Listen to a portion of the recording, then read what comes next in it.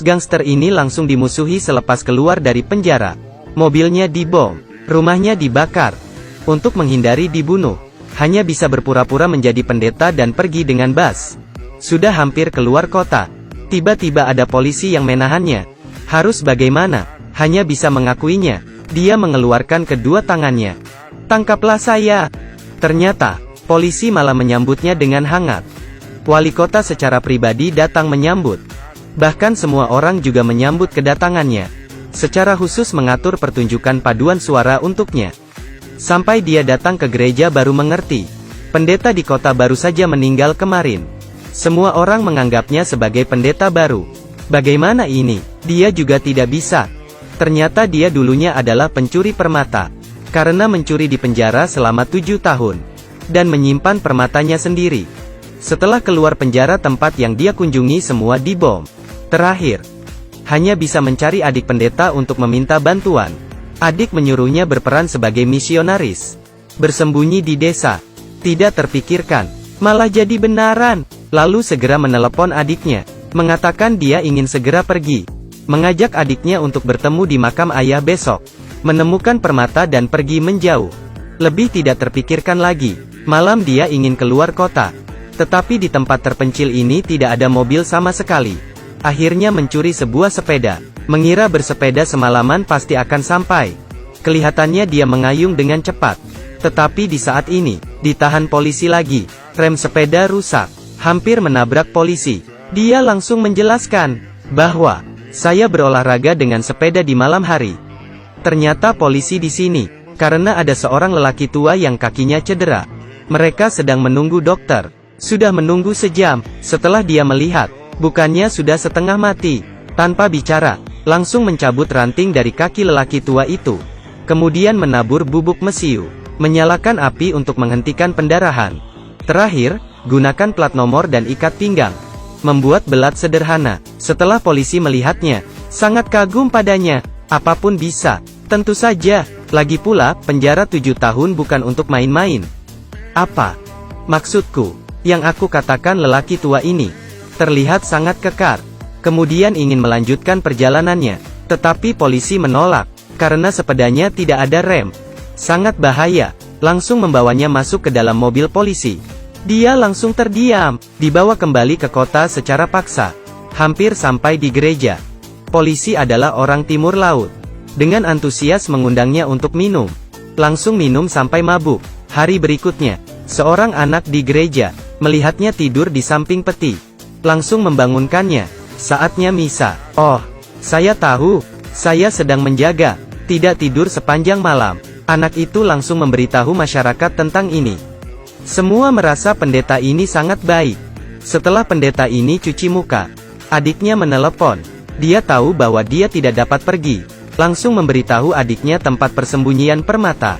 Agar dia membantu mengambilnya. Adiknya langsung berkata, "Saya adalah pendeta. Bagaimana saya bisa mengambil barang curian? Ku bagikan setengah." Adiknya langsung membongkar kuburan ayahnya. Setelah mengambil permata, abangnya sangat senang. Langsung menyuruh adiknya mengajarnya cara melakukan misa. Setelah itu pergi dari sini. Kemudian dia memakai headset dan naik ke atas panggung. Mengikuti bimbingan jarak jauh adiknya. Dan melakukannya dengan baik. Saudara-saudari yang kukasihi, selamat datang di gereja yang indah ini. Aduh, tidak ada baterai. Semua langsung bingung. Dia langsung menjelaskan. "Ya, maksud saya hati saya sudah tidak ada tanggungan lagi. Kosong. Halo, baterai habis total. Haleluya. Bagaimana ini? Sudah tidak ada kata-kata. Ah, biskuit ini adalah makanan yang paling disukai pendeta ini." Anak kecil itu memberitahunya. Pendeta itu sudah bekerja selama 53 tahun di sini. Sudah 53 tahun. Waktunya meninggal. Kemudian dia bercerita tentang ayahnya. Betapa sedih. Ternyata, kisah hidupnya malah membuat semua menangis. Kemudian selesai. Dia langsung keluar mengejar bus terakhir. Tiba-tiba, pas keluar ada seorang wanita menceritakan kekerasan rumah tangganya. Tidak membiarkannya pergi. Akhirnya tidak sempat. Sudah pasrah. Dengar saja. Setelah mendengar tentang kekerasan keluarga, pernikahan paksa, memukulnya jika minum bir, Dia sangat marah ketika mendengarnya. Langsung pergi memukulnya, pukul sampai dia berubah.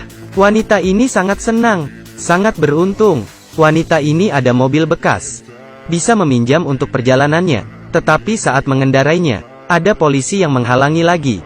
Aduh, kenapa ini? Tidak ada rem lagi. Jadi dia membanting setirnya, sampai terbang ke jurang. Untungnya dia tidak kenapa-kenapa, mungkin Tuhan menjaga. Kemudian adiknya menelepon, mengatakan sudah bertemu dengan pembeli permata. Dia menyuruh adiknya memberi telepon pada pembeli permata. Dengar, jangan melihat rupa adikku yang biasa ini. Sebenarnya dia adalah pembunuh berkelas. Semakin tenang ekspresinya, berarti dia makin marah. Kemudian berkata dengan adiknya, kamu jangan takut, tenang, harganya 1,5 juta. Tiba-tiba telepon terputus. Adiknya tidak mendengar harganya, langsung gugup. Pembeli langsung marah. Langsung mengatakan 6 juta. Memberi adiknya uang tunai langsung di bar. Dan menyuruhnya segera pergi. Langsung menangis terharu. Buat apa jadi pendeta lagi? Ada uang akan menjadi orang kaya di kota. Langsung pergi membeli mobil. Mobil dan wanita berdatangan. Merasa tugasnya selesai. Ketika ada uang, langsung melupai abangnya. Dan abangnya semakin profesional di sini. Mendengarkan penyesalan orang. Bertemu dengan orang yang melakukan penggelapan uang menyesal. Mengatakan padanya untuk menaikkan gaji karyawannya. Ketemu nenek tua, mengeluh bahwa putranya suka laki-laki. Langsung memberitahu dia, boleh saja, zaman ini. Pria pun sulit didapatkan. Harus bersyukur. Berikutnya, yang tidak terpikirkan adalah, pria ini adalah pendeta asli. Dan menanyakan siapa dia, pendeta palsu marah. Akhirnya, memukul pendeta asli itu, dan menuang bir di badannya. Lalu menelepon polisi, mengatakan ada yang sedang mabuk di sini. Dan asal bicara, langsung ditangkap polisi. Semua orang mengatakan bahwa yang palsu ini adalah yang asli. Langsung memukul yang asli ini. Kemudian melemparkan dia. Hari ini, di kota datang seorang wanita. Ternyata istrinya. Ada gangster yang mengikuti istrinya. Dan mereka tidak sadar. Malah mengatakan istrinya berpakaian terlalu sedikit. Sepertinya hanya memakai ikat pinggang. Ketika ingin bersenang-senang dengan istrinya, seorang Yahudi lain mengetuk pintu. Ternyata pemuda ini jatuh cinta dengan seorang gadis Arab. Karena beda kepercayaan, ayah gadis tidak setuju. Kemudian dia pergi mencari ayah gadis itu. Ternyata, ayah gadis itu adalah lelaki tua yang dia selamatkan kemarin. Langsung menyetujui pernikahan. Tapi kedua orang tua ini bertengkar soal lokasi pernikahan lagi. Pendeta ini langsung mengatakan, menikah di gerejaku saja. Hari lepas hari, pendeta merencanakan pernikahan dengan wali kota. Sudah lama tidak ada acara pernikahan di kota. Semua ingin membantu. Akhirnya, pernikahan diadakan sesuai jadwal. Banyak tamu yang datang. Sangat ramai. Ada gangster yang mau mengambil uang. Ada pendeta asli yang datang mencari keadilan. Ada adik yang datang memberikan uang padanya. Adiknya mengira abangnya pasti kangen dengannya. Tetapi saat melihat penampilannya, langsung meninju dia. Adiknya membawa 4 juta uang tunai padanya. Sebenarnya dia mau melarikan diri dengan uangnya itu. Tetapi pasangan ini datang berterima kasih. Mengatakan bahwa jika dunia ini semua pendeta seperti dia, maka dunia sangat indah. Membuatnya sangat senang. Memutuskan pergi setelah menyelesaikan semua ini. Dia sangat disambut ketika naik panggung.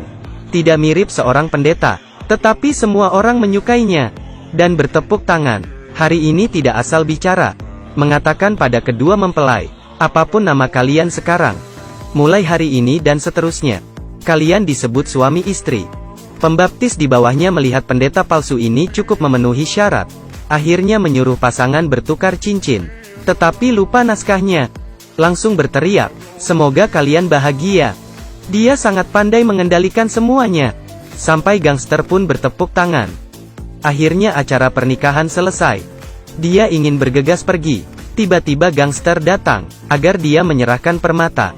Permata sudah dijual. Diperkirakan ada 1,5 juta juga. Memang tidak bisa menipu kalian. Begini saja, kita bagi 5 juga per orang. Baiklah.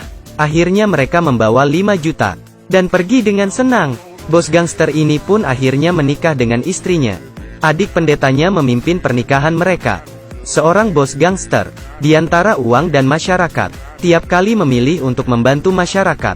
Bisa dilihat, orang yang sejahat apapun, juga ada baiknya. Beginilah, belum cukup menontonnya bukan? Cerita abis lagi. Baiklah, ikuti Dami Fan, pasti banyak film. Kita ketemu episode berikut.